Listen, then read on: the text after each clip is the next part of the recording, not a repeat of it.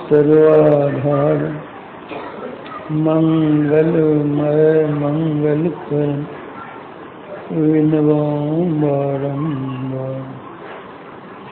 धन्य धन्य सद्गुरु सुखद महिमा कहे न जाय। जो कछ कहूँ तुम्हारी कृपा मोते कछ न बसे।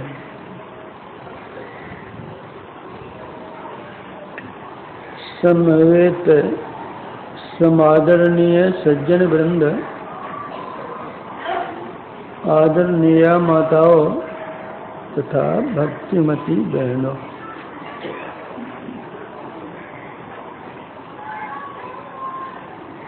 संतमत सत्संग में संत वाणी की प्रधानता होती है।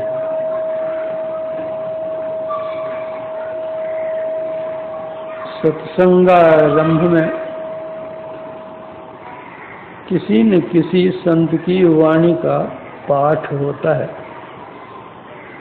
वह पाठ ही उसका आधार होता है। उसी आधार पर आख्यान या व्याख्यान या प्रवचन होता है। अभी आप लोगों ने जो रामचरितमानस का पाठ सुना है, यह रामचरितमानस एक विलक्षण ग्रंथ है। इस ग्रंथ में लौकिक और पारलौकिक दोनों प्रकार के ज्ञानों का समावेश है। इसमें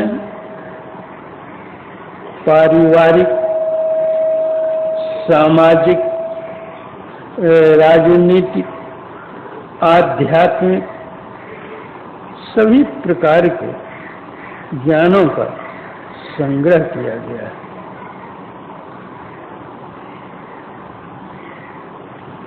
गोस्वामी जी की कला जो कहने की है, इस प्रकार विलक्षण है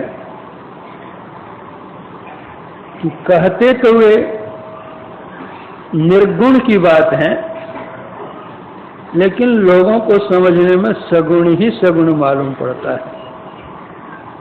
सगुण का आधार लेकर के उन्होंने निर्गुण की व्याख्या की है।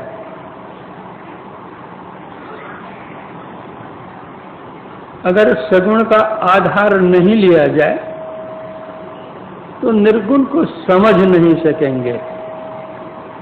जिस तरह बच्चे जब विद्यालय में पढ़ने के लिए जाते हैं, वर्णमाला बच्चे सीखते हैं पहले, अ आ इ ई या अलिफ बे या ABCD, जो कुछ भी विद्या पढ़ने के लिए पहले जाते हैं। अब बच्चे को सिखाया जाता है, पढ़ो अ से अनार, आ से आम, ई से इनार, ई से ईख, ऊ से उल्लू, ऊ से उखल। बच्चे को पढ़ाया जाता है। बच्चे अनार खा चुके हैं, आम खा चुके हैं, इनार देख चुके हैं, ईख चबा चुके हैं, उल्लू को भी उड़ते देख चुके हैं, उखल में धान कूटते चूड़ा कूटते सब देख लिए हैं। फिर इस पढ़ाने की आवश्यकता क्या पड़ी? मतलब बच्चे को अनार आम इनार पढ़ाना नहीं है, बच्चे को तो वर्णमाला पढ़ाना है। बच्चे को अनार आम का ज्ञान पहले से है, इसलिए जिसका ज्ञान उसको पहले से है, उसी के आधार पर उसको वह ज्ञान सिखाया जाता है जो वह नहीं जानता है। एक अनार का चित्र दे दिया और सिखाना है अ, आम का चित्र दे दिया, सिखाना है आ। इनार का चित्र दे दिया, सिखाना है ह्रस्व ई। ईख का चित्र दे दिया, सिखाना है दीर्घ ई। उल्लू का चित्र दे दिया, सिखाना है ह्रस्व उ। उखल का चित्र दे दिया, सिखाना है दीर्घ उ। उसी तरह सगुण के माध्यम से निर्गुण का ज्ञान दिया गया है। जैसा कि अभी आप लोगों ने रामचरितमानस के पाठ में सुना है कि रावण रथ पर सवार है, फौज उसके साथ है।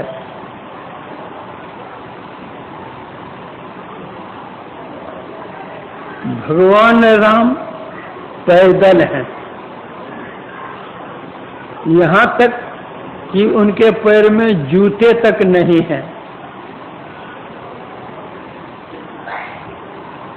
जो कोई अपनत्व की भावना रखते हैं,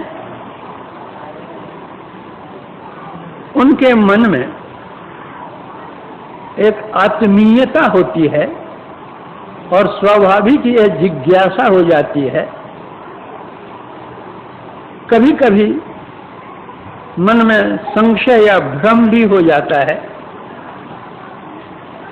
इस कारण से विभीषण भगवान राम से पूछ बैठते हैं कि हम तो देख रहे हैं कि रावण रथ पर सवार है और इतनी फौज उसके साथ हैं और ये सब अस्त्र शस्त्र से सभी सुसज्जित हैं, और आपके पैर में जूते तक नहीं हैं, रथ को तो कौन कहे। फिर आपकी विजय कैसे होगी, आप युद्ध कैसे कीजिएगा। एक चिंता सी हो जाती है उनको। इस चिंता का समाधान भगवान राम किस तरह करते हैं।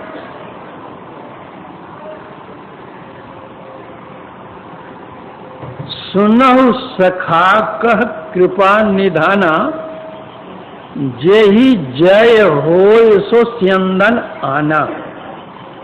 कि हे मित्र, तुम चिंतित क्यों होते हो।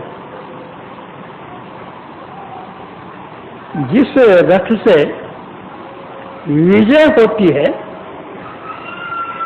वह रथ यह नहीं है जो तुम रावण का देख रहे हो, वह रथ भिन्न ही है। या यूं समझिए, जिस रथ से विजय होती है, जय जय हो सो स्यंदन आना, मैं वह रथ लाया हूं, लेकिन तुम देख नहीं रहे हो। कहने का तात्पर्य कि रावण का रथ जो है वह स्थूल रथ है, उस स्थूल रथ को तुम देख रहे हो, लेकिन मेरा जो रथ है, जिस रथ पर मैं सवार हूं, वह सूक्ष्म रथ है। इससे मालूम पड़ता है कि यह जो युद्ध है राम रावण का, वह राम रावण का युद्ध कोई भौतिक युद्ध नहीं है, वह आध्यात्मिक युद्ध है। अब बतला रहे हैं कि जो मैंने रथ लाया है वो मेरा रथ किस तरह का है। कहते हैं सौरज धीरज ते ही रथ चाका, सत्यशील दृढ़ ध्वजा पताका, बल विवेक दम पर हित घोड़े, क्षमा कृपा समता रजु जोड़े। रथ में दो पहिए होते हैं जो तुम रावण के रथ में देख रहे हो, लेकिन मेरा जो रथ है, मेरे रथ के दो पहिए कौन से हैं? शौर्य और धीरज। शौर्य शूरता और धीरता, रथ में ध्वजा होती है, सत्य और शील की ध्वजा और पताका है। रथ में घोड़े होते हैं, तो कहते हैं हमारा घोड़ा कैसा है? बल विवेक दम, परहित घोड़े। घोड़े में लगाम लगी हुई रहती है, वह लगाम कैसी है? तो क्षमा कृपा समता रजु जोड़।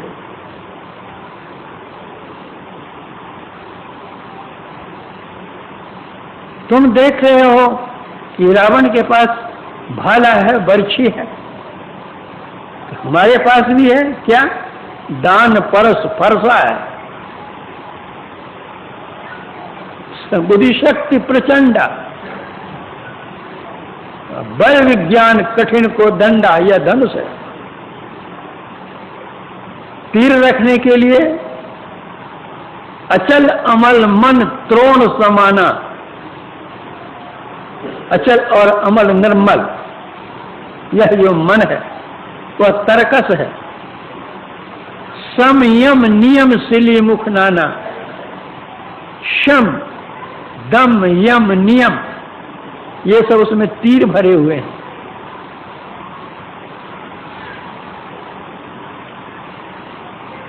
रथ हो, फरसा हो, बर्छी हो, तीर हो, धनुष हो, फिर सारथी भी चाहिए। ईश भजन सारथी सुजाना, भगवत भजन करना जो है यह सारथी है। युद्ध करने के लिए जाते हैं तो शरीर में कवच लगाते हैं, तो उधर से तीर आवे, भाला आवे, बर्छी आवे, तो कवच में रख करके नीचे गिर जाए। तो कवच क्या है हमारा?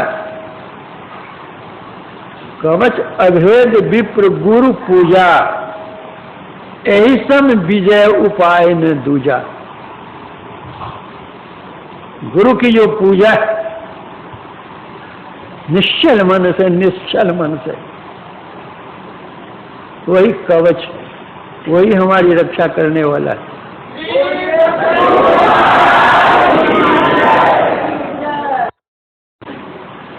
योद्धा युद्ध करने के लिए चले, उसमें सूरता, वीरता, धीरता नहीं रहे, वह युद्ध क्या कर सकता है? कैसी सूरता और वीरता और धीरता चाहिए? तो संत कबीर साहब कहते हैं, सूर संग्राम को देख भागे नहीं, देख भागे सोई सूर नहीं। लड़ना है किससे? काम और क्रोध मद लोभ से जूझना, मरा घमसांत है खेत माही। सांच और शील संतोष शाही वये, नाम शमशेर तह खूब बाजे। खूब नाम भजन करता, यही तलवार चलती है वहां पर, काम क्रोध आदि विकारों को काटने के लिए। गुरु नानक देव जी हमारे काम क्रोध पर हर पर निंदा, लभ लोभ तज हो निचिंदा। भ्रम का संगल तोड़ निराला, हरि अंतर हरि रस पाइया। जो इन विकारों का शमन करते हैं, दमन करते हैं, विनाश करते हैं, उनके अंदर में अमृत रस मिलता है, प्रभु मिलते हैं।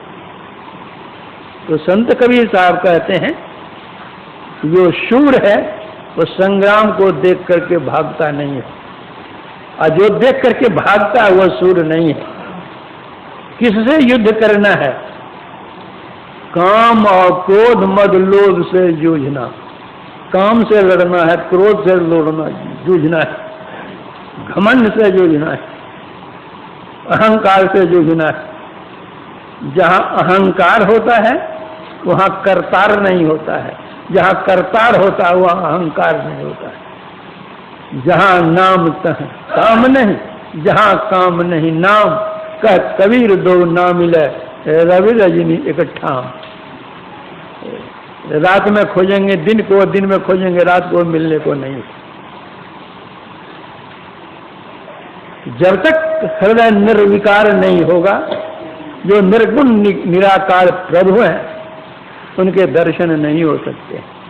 उनके दर्शन तो दूर हैं, उनकी परछाई भी नहीं मिलेगी। इसीलिए कहा अचल अमल मन, अचल भी हो और अमल भी हो, निर्मल मन। जो निर्मल जल होता है तो निर्मल जल में अपनी परछाई दिखती है, और जब गंदा जल होता है उसमें अपनी परछाई नहीं दिखती है। उसी तरह मन होगा तब प्रभु की परछाई मालूम पड़ेगी, प्रभु भी मालूम पड़ेंगे। जब तक मन पवित्र नहीं होगा नहीं। इसलिए कामिल फकीर ने कहा, दिल का हुजरा साफ कर जाना के आने के लिए, ध्यान गैरों का उठा उसको बिठाने के लिए। एक दिल लाखों तमन्ना, उस पे और ज्यादा हविस, फिर ठिकाना है कहाँ उसको टिकाने के लिए। अरे जिस कमरे में खचाखच लोग भरे हुए हैं, बाहर से कोई आगे रहेगा? कमरा खाली रहेगा तब तो कोई आएंगे। एक बोरा है उसमें चावल भरा हुआ है, अब चीनी हमको रखना है, कहाँ रखेंगे? जब तक चावल का बोरा खाली नहीं करेंगे तो चीनी रखेंगे कहाँ पर? बोरा तो एक ही है, चाहे चावल रखिए कि चीनी रखिए। जो पहले से चावल रखे हो तो उसको निकालिए, तब चीनी रखिए।